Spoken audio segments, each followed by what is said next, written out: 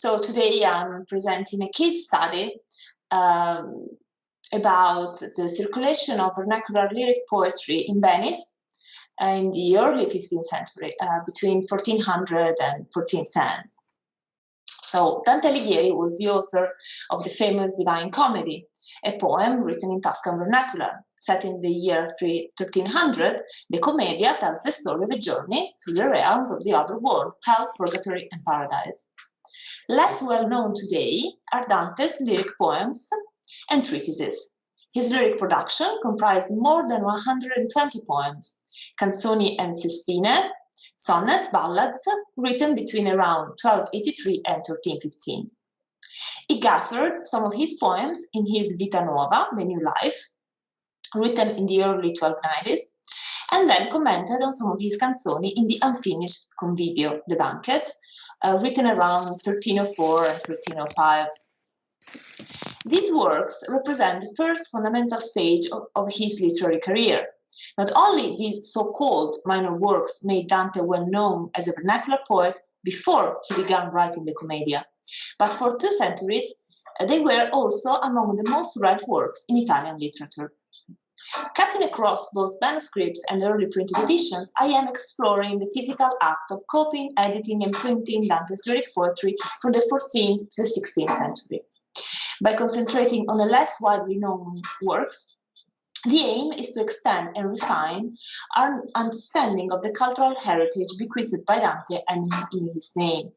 My overall objective is to explore cultural authority between the late Middle Ages and the early Renaissance through the lens of Dante. The construction of Dante's figure as an author, auctor and auctoritas, that is, both author as creator and cultural authority, and its critical reception have been explored almost exclusively for the Commedia. My research proposes a refocusing of this concern through the material analysis of multi-author and multi-text books, that is, 14th and 15th century manuscript lyric anthologies and miscellanies and early printed editions. These books articulate authoriality, that is, the quality of being an author, through their modes of selection and presentation. They receive and pay witness to a canon, and while diffusing it, they create new meaning and at times establish new canons. Each grouping of poems implies an editorial choice, which determines a redefinition of the meaning of the sequence of poems and in turn of its author. With more than 500 manuscripts, Dante's lyric corpus reveals itself as being as important as the Commedia, especially for a specific kind of poetic authority, given that lyric, along with epic, was the most important among the genres in the late medieval and early modern period, and lyric poets played a prominent role in the evolution of national literatures. As a lyric poet, Dante has been a looming influence from the 14th to the 20th century, and not only in Italy. For example, Inigo Lopez de Mendoza, Marquess of Santillana, commissioned one of the first translations of the Commedia into Spanish. What is more, he owned more than one manuscript of Dante's lyric poetry. Closer to us, at the Bodleian, we have John Donne's Convivio. The corpus of Dante's lyric poetry is still a matter of debate. We don't have copies fabricated or supervised by Dante himself, and discussions about an ordering and shifts in attribution emphasize the crucial function of scribes, editors, and anthologists. Dante composed a prosimetron, that is to say, a text made of a combination of both prose and verse, where he collected 31 of his poems, the Vita Nuova. He then planned to comment on 14 of his canzoni in the unfinished Convivio, where he commented only on 3. He never systematized the other ones in any organized collection or songbook. His poems appear in volumes usually containing other lyrics and other texts, in collections that might or might not have been intentionally created. A songbook is usually understood as a collection of poems forming a sequence whose meaning is greater than that of the single pieces. A songbook can be put together by an author with his own pieces or by someone else, and especially in the second case, it can contain pieces from one or more authors. The word songbook has an evident metonymic quality. Taken literally, it means a book containing songs, lyric texts. In Romance languages, the word songbook, canzoniere in Italian, chansonnier in French, may also point to a book collecting lyric poems. These two meanings of the word coexisting together and mirroring different hermeneutical levels cast light on the multifaceted issues at stake when dealing with lyric poems gathered together in a book. A manuscript today at the British Library, manuscript King's 321, offers an illustrative example of the diverse actors involved in the material reception of literature. And now I'm sharing my screen. Copied by the unknown Andrea de Badaggio, a prisoner in Venice in 1400, it is a sumptuous illuminated book which pairs Petrarch's vernacular poetry, di Canzoniere, or Rerum Vulgarium Fragmenta, with Dante's Canzone Petrosa, Così nel mio parlar voglio essere aspro, I want to be so harsh in my speech. Here Dante lets harsh feelings toward the cold, stony beloved woman show through, and even a desire of sexual assault as vengeance for her cruelty, thus colliding with the image of Dante as the tormented lover of Beatrice or the pious pilgrim. Nevertheless, this was the most famous canzone by Dante from his times to the Renaissance, a model both for form and matter, and for content in writing of unrequited love. What is more, the scribe Andrea de Badaggio added his own poetry in Italian and French, where he narrates his love, but also describes the Venetian prison as infernal circles. This manuscript is one of the first examples of the pairing of these two major authors, Dante and Petrarch, and was commissioned by Venetian patricians, an unlikely public for Dante's lyric poetry, which mostly circulated among the bourgeois classes of towns and among literate artisans and merchants. Interestingly, it is also one of the few manuscripts of Dante's lyric poems to be illuminated.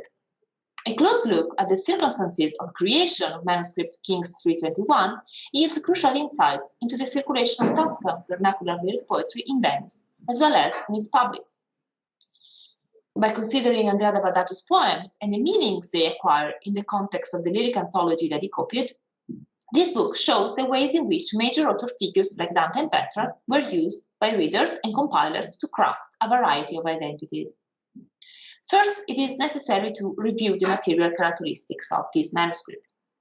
It is a large parchment manuscript written by two professional hands. The first is Andrea de Badaggio, who signs and dates his work. He copies Petrarch's lyric collection, Dante's Canzone, and 5 of his own poems. A second hand copies Petrarch's triumphs. A third, possibly slightly later, hand compiles an index. The manuscript is richly illuminated. Here you see the start of the Canzoniere. The poet, Petrarch, dressed in a red academic coat, looks at his beloved, Laura. She holds a laurel crown, a symbol of poetry, and she gestures upwards towards a tree on a hill and what seems to be a creek descending from it, probably symbols for Mount Parnassus. While being one of the only 2 known manuscripts of the Canzoniere copied in prison, manuscript King's 321 represents a fairly common luxury transmission of this work, and it is one of the most elegant examples of its early elite circulation. Possibly the earliest illuminated Canzoniere is a manuscript painted in Florence in the 1390s, today in Manchester.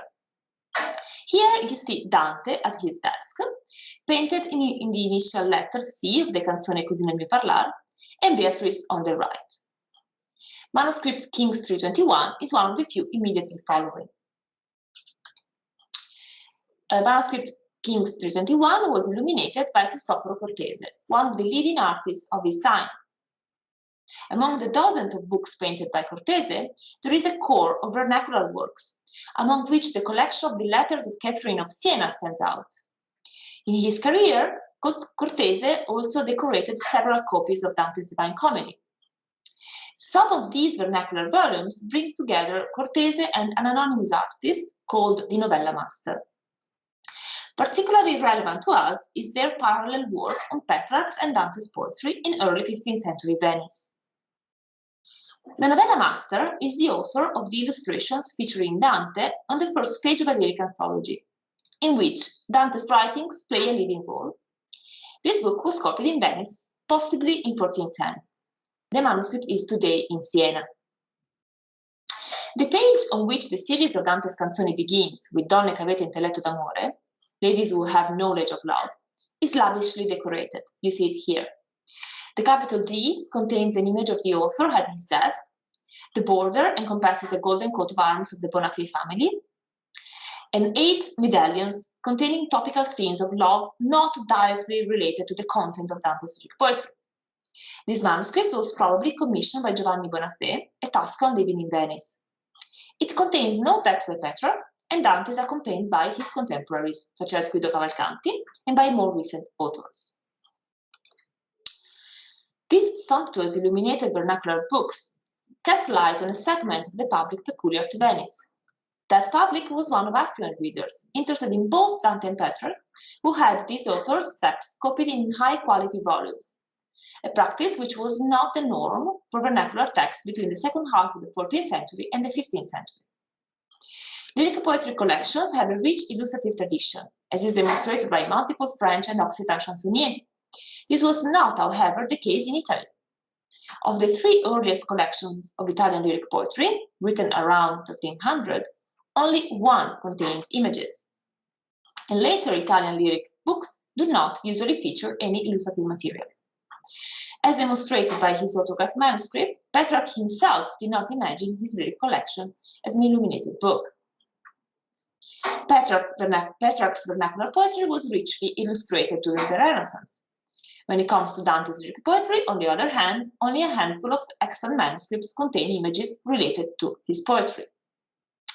The presence of images suggests a different kind of reception, one outside the literate middle class that constituted the major part of the public for Dante's lyric poetry. And indeed, manuscript King's 321 testifies to this tendency early on. Dante's canzone is not illuminated, while the images we find in this manuscript are exclusively related to Petrarch's lyric poetry. The hand that compiled the index of the first lines of the canzoniere in a merchant cursive script, a mercantesca, could well be that of the codex owner. Unfortunately, I don't have the images for these pages. Indeed, this kind of writing, the merchant cursive script, is what we would expect from a literate person of the time who was not a professional scribe, especially if that person was involved in business, as many Venetian nobles were. Most probably, the owner of this book was a literate, rich Venetian belonging to the merchant aristocracy of the city, who probably could not read Latin. In Venice, in this same period, for instance, the same type of writing was used by Giovanni de Garzoni in copying a lyric anthology in Dante's Commedia, today in Oxford at the Bodleian Library. The aforementioned manuscript Italian 1 of the Rylands Library in Manchester offers an illustrative example of this segment of the public and its cultural dynamics. This copy of Petrarch's and Dante's lyric poetry was commissioned by Lorenzo di Carlo Strozzi, who died before 1400. Lorenzo di Carlo Strozzi was a rich Florentine merchant. Strozzi wrote his letters in a merchant cursive script, but did not copy literary text for himself.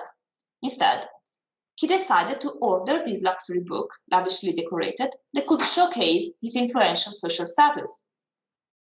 We have no information about the patrons of manuscript King's 321, but as with the other manuscripts painted by Cristoforo Cortese and the Novella Master, it seems to have been produced in comparable circumstances.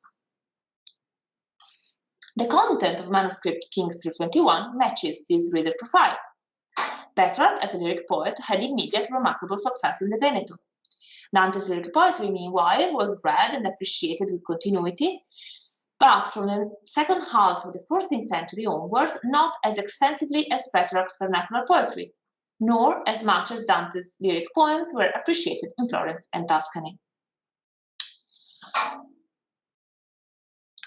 The set of vernacular illuminated codices by Cortese and the Novella Master offers a rich exemplification of late 14th century vernacular reading preferences in Venice.